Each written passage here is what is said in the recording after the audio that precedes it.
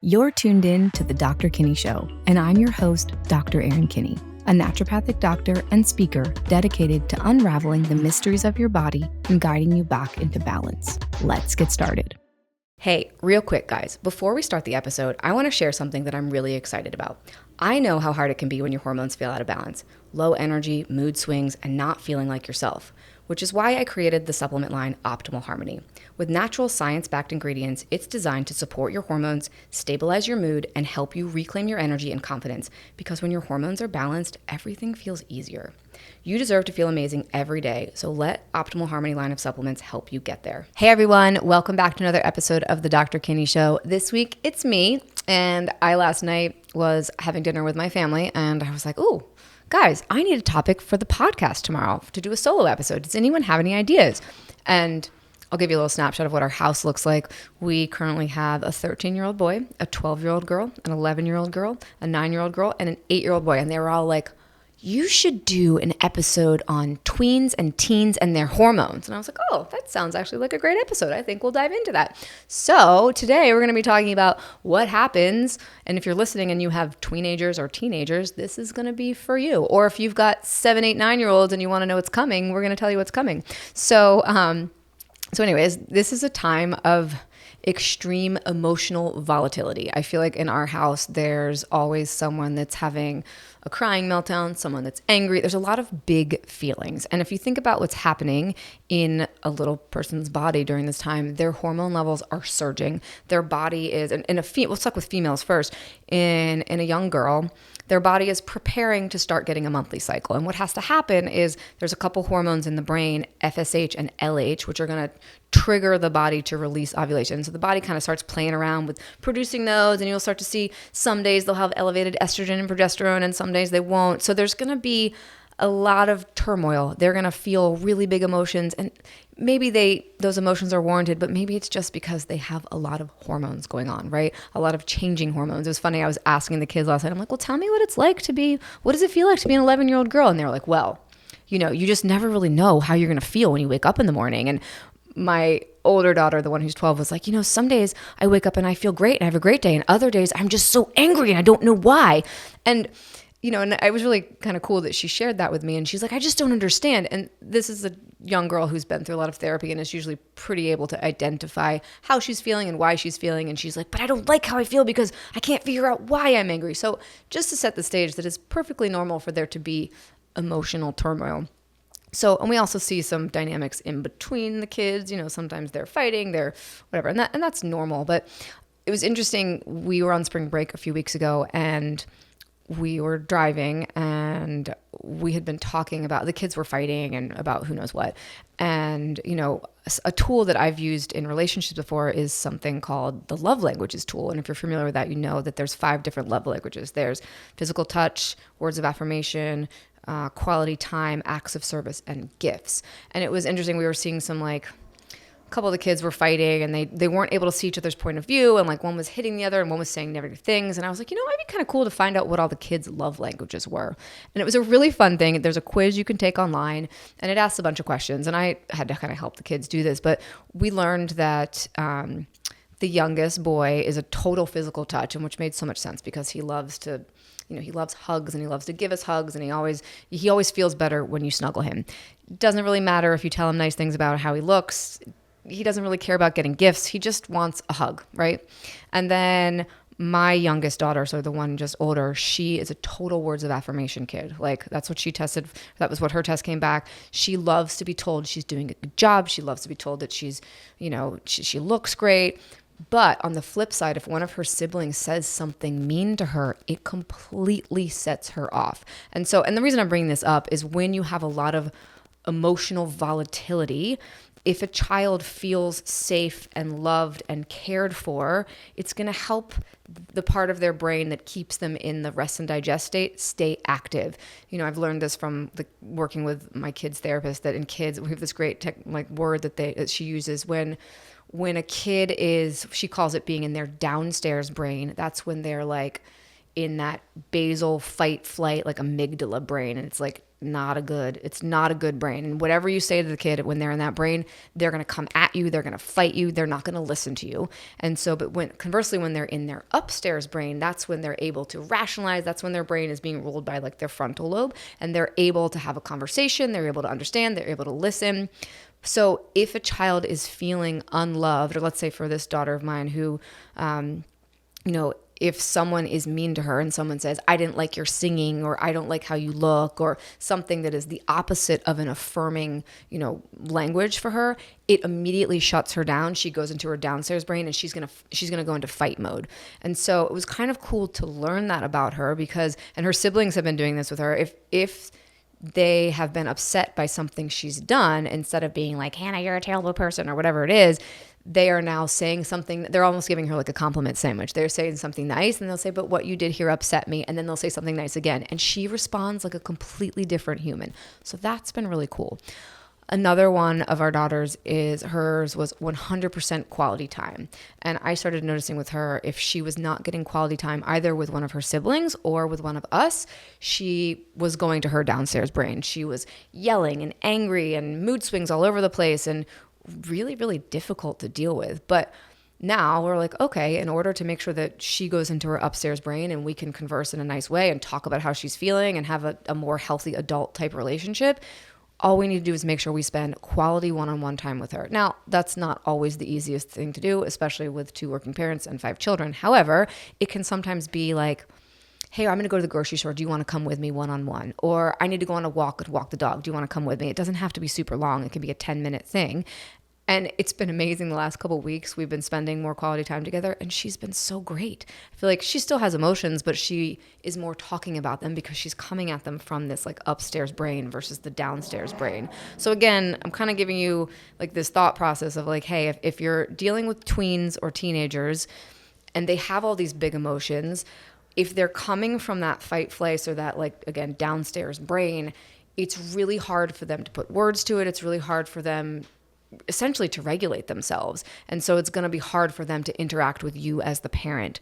But if you can kind of figure out, and the love languages is just one tool, but if you can figure out a way that like makes them feel safe, makes them feel cared for, so that they're not going to come at you, they're not going to be in that fight flight state, even if they're having emotional ability or emotional going all over the place, it's going to be easier for you to connect with them and not have them like slam the door in your face or roll their eyes or whatever. I mean, they may still do some of that behavior, but you're not going to feel so in the dark and alone and like you're fighting them. And, I think, again, if you're listening and you've got anywhere from 9 to 15-year-old girls, boys, you'll feel this with me, that like it can be really difficult. You're just having a normal dinner and all of a sudden someone has a crazy tantrum and then they're screaming and yelling and you're like, whoa, what just happened? Something clearly triggered them. They didn't feel safe and their emotions went nuts.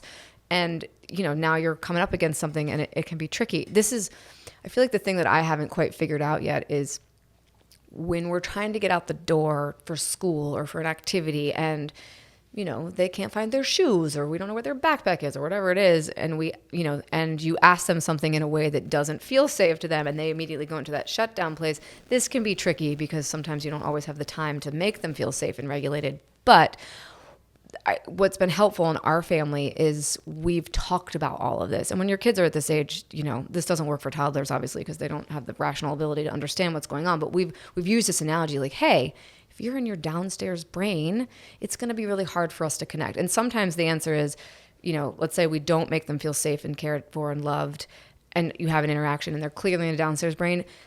Usually the reaction or the initial, what we want to do as parents is to like be hard on them and yell at them more and try to make them do the thing. But really what you need to do is just push pause and say to them, hey, I think you need to go, the term we use in our house is please go regulate yourself. And everyone has a different way of doing that in our house. One of the kids loves to go play dolls. Someone likes to go outside. Someone likes to go snuggle the dog, something that like brings them back up to that upstairs brain. And so we've kind of taught them that this terminology, we're not going to go at it with you. We're not going to yell at you. We're not going to try to tell you what to do when you're in that downstairs brain space. We're going to let you go regulate yourself. And then we're going to, rehab the conversation or try again. Now, again, this sometimes is tricky when you're trying to get out the door, but we're working on it. And it has made a lot of really positive changes in not only the sibling dynamics, but in the parenting dynamics, which has been really, really great. So Okay, so these are some kind of cool tools that you could try out with your teens, tweens, and again, even a little bit younger. Again, as long as they're 5, 6, 7, and you can kind of explain this concept to them, it can be really helpful to kind of change. And the cool thing about it is, if your child is in this fight, flight, trying to fight you, oftentimes as parents, we mirror them and we want to go at them. So it's not great for our nervous system. So it's going to throw us into a tizzy. So if we let them go regulate and we take a minute to take a deep breath and do whatever we need to do to get back into our upstairs brain, if you will, then when we come back together, we can have really a grown-up conversation. Hey, I really didn't like it when I asked you to unload the dishwasher and you yelled at me, or you rolled your eyes, or you slammed the door, or whatever it is. And instead of it being a fight and an all-out thing, it can then be, again, a grown-up conversation, which, we always try to in our house say, okay, what can we learn from this situation? Clearly this wasn't a great interaction. Let's try to do better next time. And I think, once kids have some autonomy and they can do things on their own, they like to be able to do things with you, right? They like to feel like they're grown-ups, and they like to feel, and this is where the love language thing really was helpful, because the kids that with quality time was really important to them. They don't want to be asked to do a chore and be left on their own. They want to do the chore with you. They want to spend time with you. The child that is the words of affirmation kid, when they do a chore, they want to just get praise. They want to be like, wow, you did an amazing job. Great job, great job, great job. They want all of that praise. And, the physical touch kid, they want the hug. They want the high five. They want something that makes them feel loved, essentially. And so I think, and this is true for adults too, we all want to feel loved and safe and cared for. And when we do, our nervous systems calm down, right? And then if we look at what's happening in the hormonal realm of teenagers and tweenagers, because hormones are changing all over the place, if we throw a stress situation in there, right? If they're in that stress, fight, flight, and they get a surge of cortisol, that's going to impact what's happening hormonally. So it's just going to amplify those hormonal mood swings.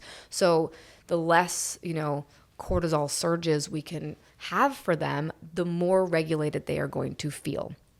So we kind of talked about that. Number 2, in terms of this, and I'm sure all parents will tell you that they've already figured this out, is your kids have to eat. They need to have snacks all the time. Their blood sugar has to be regulated. When we're in a time of great hormonal change, and this, guys know I've talked about this, whether it's postpartum or menopause or perimenopause, blood sugar is the part of your hormonal system that keeps things steady. So, we've got thyroid, sex hormones, adrenal, and that delicate triangular balance. The thing that holds those things up is your blood sugar. So if blood sugar is balanced, it's going to be a lot easier for the body to keep the other hormonal systems in balance. And this is especially true during the teenage years. So keeping their blood sugar, not letting them get hangry, is going to make your life so much better. Now, it gets a little tricky when kids are going for sugary snacks, but making sure they eat breakfast. Oh my gosh, we had something happen a couple weeks ago. It's May. This episode probably will come out later, but at the time of recording this, it's May, and it's the month of a gazillion field trips, and we forgot about a field trip, meaning we forgot to pack a bagged lunch for our youngest. And he didn't eat breakfast that day because he got up late, and then he got to school and he realized he didn't have a bagged lunch. He went to school. He didn't like the lunch they were offering at school that he could take, so he just didn't take. So the kid didn't eat all day long. I picked him up at maybe 4:30, and he was a disaster. He was screaming, he was yelling, he was angry, and I was like, I didn't know that he hadn't eaten. I was like, what is going on with him? This is what is happening? And the teacher was like, yeah, he seems really off today. And then he tells me, he's like, I didn't eat breakfast and I didn't eat lunch. So the kid was so hungry. His blood sugar was so terrible. He ate 4 dinners that night. But the point is, keeping kids fed regularly. And again, if you're a parent, you know this probably already, but I like to send my kids with more snacks than I think are necessary. If they need 1 snack, I'm sending them with 3, because God forbid a kid doesn't have a snack and they have to stay somewhere extra long, or there's a long cart, or you sit in traffic. Any sort of blood sugar dip is going to affect their mood. And again, when you're in this time when hormones are so volatile, them getting hungry is going to have a major impact on those hormonal mood swings. I mean, you also just have the blood sugar mood swings, but it's going to make the other hormone stuff a lot worse. So make sure your kids are eating. And protein is a really important thing here, because when you eat more protein, it's going to be easier for blood sugar to stay balanced. So making sure they have protein snacks.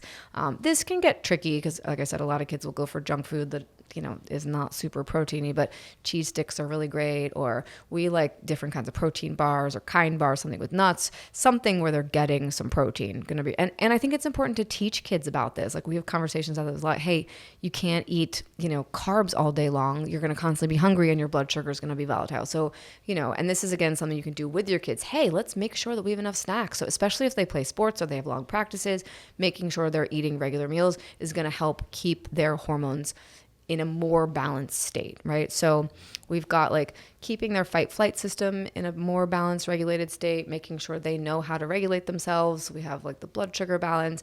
And then, so mostly for teenage girls, before they get their period or when they get their period, sometimes we see estrogen levels going nuts. They're going to go super high. And if your daughter is really into scents and slimes and things with a lot of perfumey type stuff, remember that those things have what we call exogenous estrogens in them. Or if they love like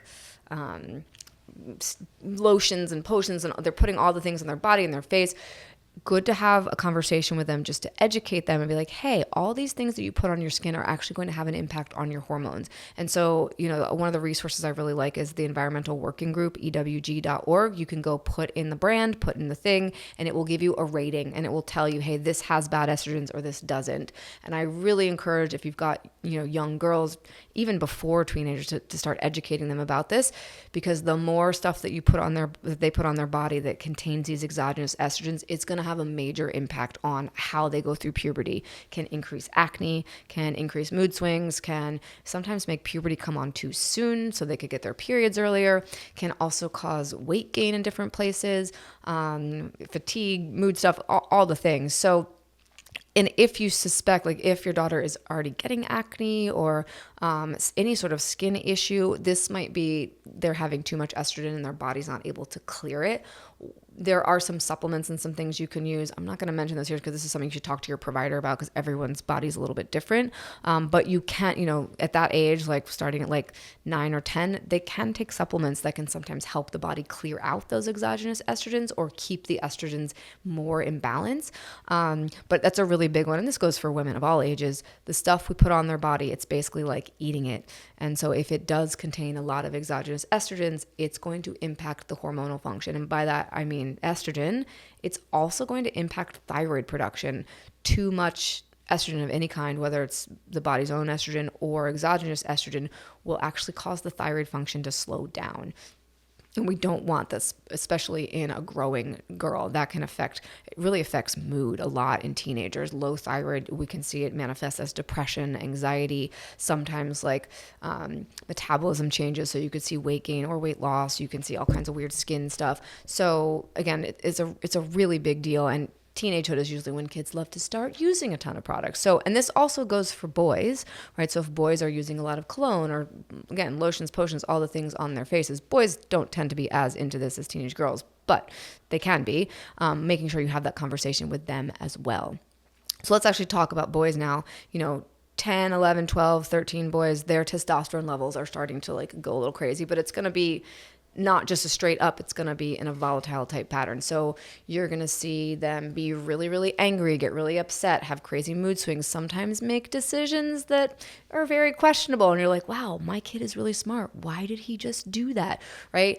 And it is your kid, but it's not really your kid. It's their hormones are going nuts. So, So for boys, for them, the blood sugar piece is really, really important, making sure that they are eating enough protein. It is also really important for them to be moving their body. This is true for girls, but I feel like for this testosterone piece, they need to be moving. They need to be running. They need to be playing a sport. They need to be outside. They need to be physical. That's going to help them get out some of that aggression. It's also going to help make sure that their body is detoxing properly.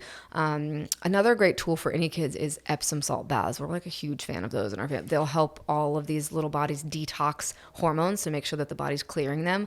Because the body's going to be making hormones. And again, it kind of goes in these surge patterns.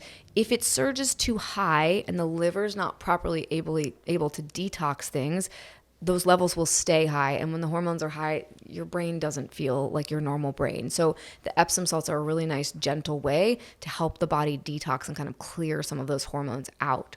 And I think also it's just nice to be aware of the fact like, oh, my son might do silly things or make decisions that are questionable, or, might have a lot of aggressive energy and like needs to go run around. And I feel like ADHD is such a commonplace thing, especially for boys that are, teenagers. And in some cases, maybe it is ADHD, but sometimes like they can't sit still because they have all these hormones surging and they need to go move their body. So movement is really, really important. And again, this is true for girls, but I think for boys, it's just really important to make sure they are getting, their body needs to move. And circling back for everyone in this that we've been talking about, making sure they feel safe and cared and loved for, because of what that will do to the nervous system and how that will impact the hormones. So I am still learning a lot through this process. I sort of remember what it was like to be a teenager, but I didn't have all the knowledge back then that I have now. And it's definitely a journey parenting all of these children through this interesting time. And I just am so like laughing to myself that they were like, you need to do an episode on this, Mom. Like, you need to talk about this because, there's a lot of hormones going around. And so anyway, so I hope this was helpful. And I hope that you can maybe try some of these tools at home if you are parenting kids of this age. And if you have any other tips that you think I would love to hear, please message me and let me know, because I am all for it. I feel like we're just at the beginning of this teenage time, and I'm sure there's going to be other challenges and other things as, they continue to grow and make choices and, not make choices and all the things. So thank you guys for listening, and we'll see you soon. Thank you for tuning in today. If you enjoyed this conversation, be sure to connect with me on social media to find more helpful tips and information. You can find me at Dr. Kinney on all of the platforms. And please be sure to subscribe and leave a rating and or a review. This helps grow the show so more people have access to this knowledge that leads to empowered healing. Love and light, and see you next week.